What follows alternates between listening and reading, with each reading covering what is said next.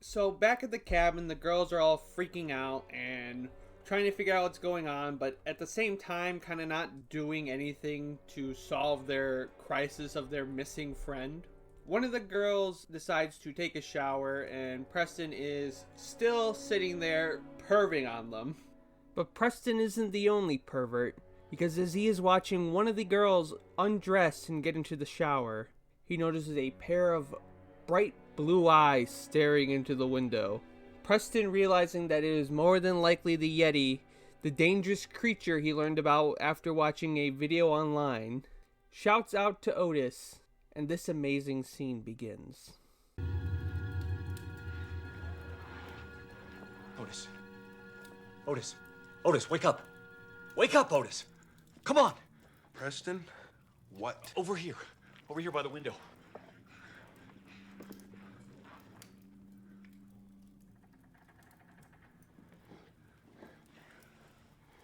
What? Right there in those trees. Oh my God. You see it? Yes. It's a giant piece of bread with legs on it. It was right there in those trees, I swear it. Otis, use these.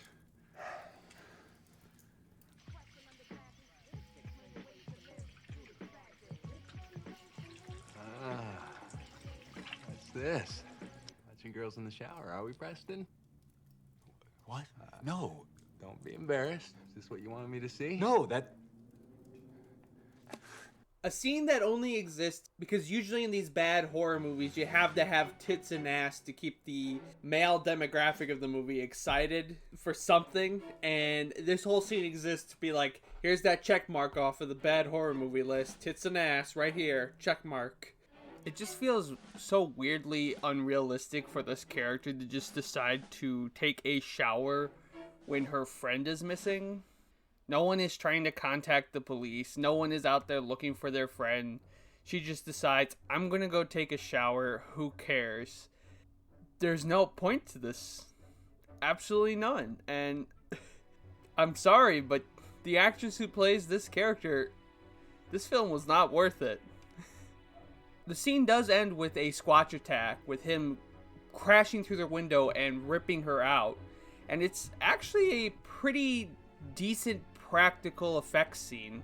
Nothing amazing, nothing to write home about, but for what this film is, it's pretty good, especially with everything we've gotten beforehand. I actually, for a moment while watching this, thought, wow, that is like some effort went into making this look pretty brutal. Preston is freaking out over this, is shouting to Otis like, holy shit, the girl just got grabbed. And we get the monumental, oh, that's right, Otis is a douchebag scene. Otis is done with Preston's bullshit and is like, you know what, fuck you. I'm going to inject you with this fucking anesthesia to knock you out because I do not want to deal with your shit. And Preston obviously does not want to be put asleep because he is like afraid for his life and afraid for these girls' life. I then question the intelligence of Otis when he is picking up Preston, putting him back in his chair. Preston easily grabs the syringe out of his pocket and injects it right into his neck, ending with Otis falling unconscious. Preston, kind of getting back in his chair, calming himself down, rolls back, and we get the comical reveal of Sasquatch in the window right behind him, causing Preston to freak out and faint, passing out, leaving him and Otis completely vulnerable to a Sasquatch attack. So now I want to take a moment and pause one more time and talk about the character Otis and sort of why he exists. Now, I feel that Otis is almost an unreasonably mean character.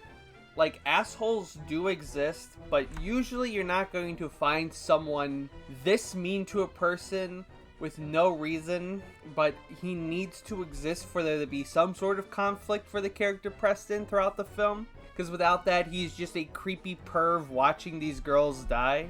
I think I mentioned earlier this point, but him being a at-home caretaker means that he's being paid by Preston in some capacity. But if he's not being paid by Preston, that makes the reason why he's here with him at this moment all the more confusing to me. So either Preston is his boss, and him being a cruel, overbearing douchebag to him is kind of weird, or someone else is paying him to take care of him, and that character is forcing Preston to go to a cabin he wants nothing to do with.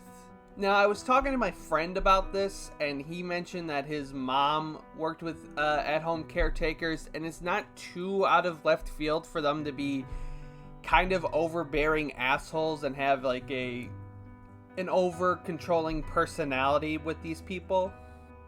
Really, all Otis is the classic cliche of an authority figure in a horror movie who doesn't believe the protagonist when they are told that something strange is afoot.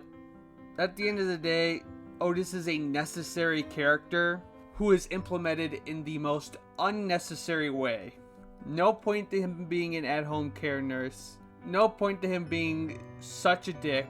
No point to him not believing Preston. But they needed 2 out of 3 of those to create conflict in the film, and they knew no other way to do it than this douchebag. We cut to a printer faxing Preston's message to the police, a deputy bringing it to the sheriff, and we are given a kind of awkward scene where the sheriff is a monumental dickhead. Kind of like with Otis, he is a dickhead just to be a dickhead. And the conversation in the scene is kind of a back and forth between the deputies and the sheriff, where one of them shows concern at the fact that there is something possibly up in the mountains. The sheriff brushes it off as insane and that Preston is just a crazy person dealing with trauma, which I find funny because really what the fact says is that there is some sort of creature and it just took a girl. I find it odd that Otis didn't believe it, but he's a dickhead, so whatever. But when the sheriff is told that, I'm like, okay, there are bears, possibly wolves, depending on where they are, mountain lions and stuff like that. So it is not unbelievable that some sort of wild animal grabbed a girl and dragged her off somewhere. But they treat it like it's fantasy, and we are given again the cliche of an authority figure not believing that something is going on. And the scene just kind of peters off and ends with one of the deputies just getting an intense close-up, and the scene ends. So then we cut back to Preston, and he wakes up and he immediately begins looking for a weapon. He grabs a knife and we get the dumbest fucking line.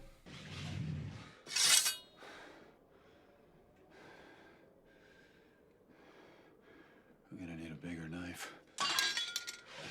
Why do all movies of this quality feel the need to make a reference to Jaws?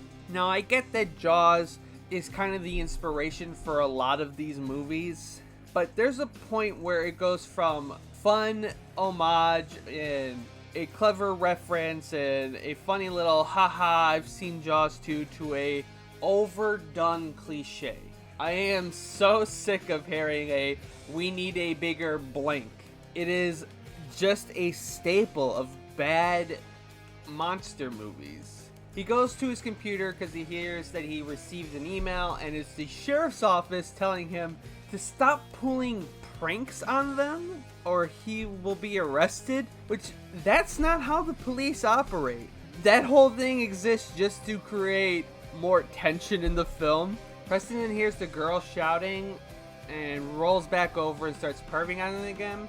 And they're concerned about their friend who was taking the shower. And so one of them runs outside and looks into the window and starts screaming because she's gone and she noticed there's some damage. And Preston then sees that the Sasquatch is back and heading towards the girls. He breaks open the window and starts shouting at them that they need to move, that they're in danger and something is coming for them. So we just got the full reveal of the Squatch costume, and I've got to admit, it's not that bad. It actually looks pretty good. It's kind of goofy, to be fair, but it's still effective. Like, it's big, its face is kind of terrifying, and I was surprised that it's got some pretty good face animatronics. I seriously believe that this was going to be a movie where we never really got to fully see the Sasquatch and just saw it in, like, close-ups of, like, a CG thing. Like, the first time we saw the Sasquatch's face was during the intense shootout scene earlier, and I really thought it was just something they downloaded off of a stock video website and were just going to use over and over again for when someone died. But I'm pleasantly surprised to see that it's a pretty well done costume. It's not amazing, it's kind of goofy looking, but it's still fairly effective. And so I decided to look into it, and surprise, surprise, the man in the costume and the actor who plays Otis are both pretty prominent VFX makeup artists. So it kind of explains the quality in this and the quality of the actor who plays Otis's acting. But it is kind of funny that two fairly prominent VFX makeup artists and costume designers were involved with this movie, so it really makes sense that the Sasquatch costume would turn out pretty good. And I'm going to have to give this a pretty good sticker. Pretty good out of pretty awesome. Now begins the big Squatch attack. Sasquatch is going balls deep now. He is going for the 100%, I'm just gonna fucking rip you to shreds. I'm done sneaking around. I'm not playing games anymore. Fuck this shit. These bitches are dead. So there's a pretty easy to follow sequence of events. One of the girls stays upstairs while two of them runs downstairs. And we get a pretty good practical attack through the floor of the Squatch, breaking through the ground and grabbing the girl and pulling her down. Preston is just outside shouting out of the window, which is really making the scene from intense to really goofy. Two of the girls have head downstairs, and the blonde one hides behind a chair as Squatch wanders into the room she's hiding. And her friend wanders back that way, sees the Squatch, instead of trying to sneak away, just screams like a dumbass and runs outside. Now, I get they're in a terrifying situation, but I feel like most people wouldn't scream when they realize that they have the advantage of being able to sneak away and they're trying to survive. So she runs outside, tries to get the truck that they came and started, but Squatch just starts humping the fuck out of that shit and flips it over. The girl pepper sprays Squatch and he's like, "Fuck you, bitch," and eats her alive. The blonde girl runs and Preston calls out to her and says, "Come here, it's gonna be safe." And she gets to his door and he lets her in, and that's kind of the end of the attack scene, and we get a calm down moment where we're kind of like, oh shit, 2 people just died. The body count is staggering. We are at 7 people dead now, 4 of them being this girl's friend, and Preston has to calm her down. So he gives this speech to her about his wife's death and how it was kind of a terrifying moment in his life. And to be fair, I was a little dumb, and I kind of didn't understand why at this exact moment he was talking about his wife's death to this stranger he's just kind of meeting in this moment. But honestly, it was a good way to calm her down when he states like how he was terrified at that moment and he thought that he was not going to survive, but he did, and now this moment he is in is far more terrifying, and he is sure that they're both going to make it out of this. And here's another good job sticker I'm giving to the movie. That's a pretty good scene. It's not the best acted, because the girl that plays, I think what her name was Amanda, isn't that good of an actress, and the actor that plays Preston is just competent enough where it's passable. They start looking for some weapons in the cabin to use against the Squatch, digging through Preston's closet, and they're pulling out like climbing gear and all that, and one of the things they pull out looks like a battle axe.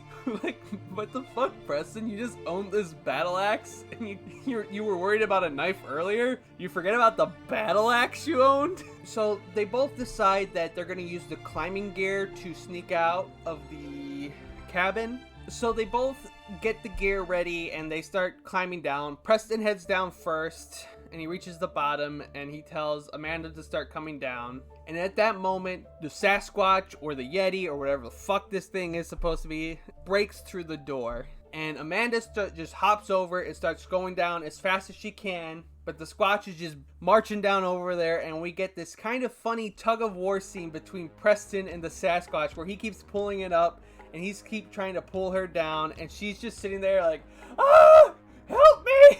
Somebody get this fucking thing away from me! But I bet you guys forgot about Otis, because that motherfucker wakes up and he saves the goddamn day with... He taps the thing and gives some action movie line and smacks it in the chest with his battle axe.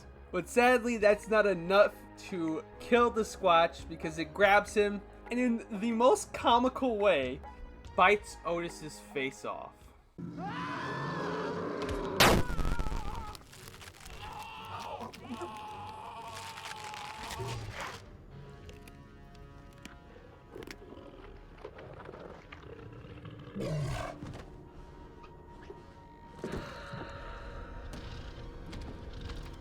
Was that the bite of 87?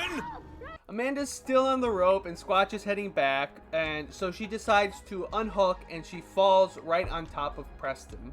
So she picks him up. They both kind of hurriedly huddle away from where the cabin is, trying to escape from the Sasquatch. And they reach the car Otis and Preston arrived in earlier.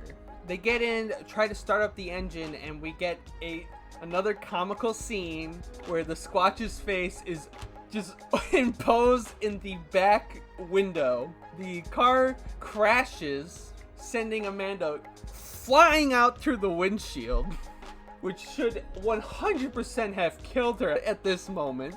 And then we get a intensely graphic, sensual lovemaking scene between Sasquatch and the car.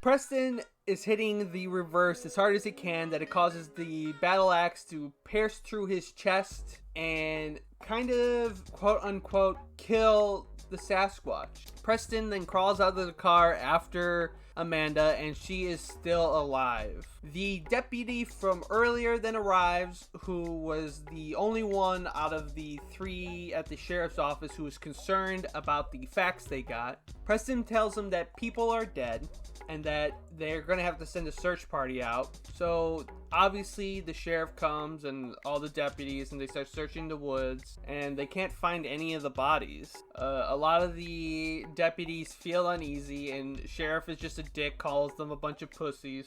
And then we get the best ending in film history.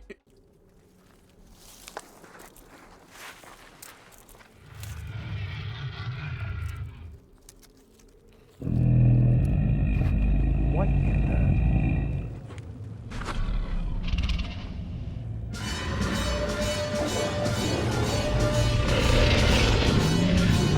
And the movie just ends.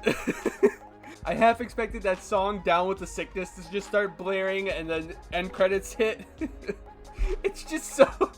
It just makes me laugh even thinking about it. It's such a comical way to end the movie, because not only did the Sasquatch's body disappear from behind the car, but there is an army of these guys out there, and there is nothing throughout the movie cluing us into the possibility that there are more than one of these people out there. Like, I could believe that there was a second one, but a goddamn army of them? It just... makes the movie even funnier in my mind. This is an enjoyable movie. It's obviously a so bad that it's good movie, but everyone involved kind of knew exactly what they were making. It's a cheesy, over-the-top monster movie set in a cabin in the woods, and they have a very tongue-in-cheek nature about it. So part of me wants to believe that this movie is purely intentional, but I know better than that, and I understand that there are probably a few small handful of moments where it's supposed to be tongue-in-cheek, and there are moments where I 100% believe we're supposed to be taken seriously, but just came off as purely comical. I was entertained the whole time through. I could not stop laughing, and I cannot recommend this movie enough. I truly believe that if you've got time and you're hanging out with some friends, turn this movie on, you all are going to have a good time. It's honestly what I would describe as a masterpiece. But thanks for watching, guys. Honestly, if any of you have seen this movie and you have your own opinions about it, I would really appreciate it if you guys were to leave a comment below, because this is such a fun movie to discuss. After I watched this, me and my friends spent a good hour just talking about how funny this movie is, and I'm sure you all will feel the same way. This is a movie you just want to talk about how ridiculous it is. And if you guys want to stay up to date with my channel and watch any of my future reviews, I would highly recommend that you subscribe and hit the bell notification button.